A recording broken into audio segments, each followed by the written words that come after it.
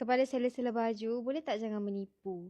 Kata jual material cotton lah, linen lah, bila sampai-sampai polyester. Sebab ni lah I malah beli online. I rasa dah almost 2 years, I stop pakai baju yang material dia polyester and only pakai cotton. And it's the best decision I've ever made. For your info, polyester is really bad for your health and the environment. And here's why. First, if baju you material polyester, dia akan trap heat and moisture bila you pakai baju tu, and dia akan buat you susah untuk bernafas. Sebab itulah you akan rasa macam lemas. Yang kedua, synthetic fiber and chemical yang digunakan untuk buat baju tu akan cause you irritation ataupun rashes, especially kalau you have sensitive skin. Not to mention the microplastic issue pula kan. By the way, this is a PR box that I got from Uniqlo. And it's their collaboration dengan Zootopia, which is my favorite cartoon. Ingat dah besar-besar ni, I tak tengok ke kartun? Mestilah tengok. Let's see what's inside. Almost 90% of my outfit is from Uniqlo sebab mostly material dia memang best. Macam this new release kan, the t-shirt semua 100%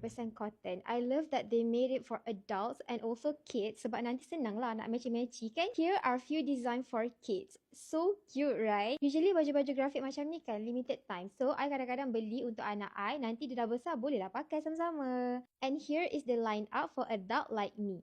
I ambil size M and it matches my body perfectly. You can wear it at home and also make it stylish untuk OOTD juga. Dia macam a pop of colour bila you buat layering for your outfit instead of pakai satu dress or satu blouse kan? By the way, Uniqlo ada buat contest tau. Korang boleh pergi Uniqlo TRX, takat gambar you dekat Zootopia wall untuk menang 2 tiket wayang Zootopia. Contest period ni start daripada 17 November sampai 23 November. And any more update, you boleh tengok Uniqlo punya social media.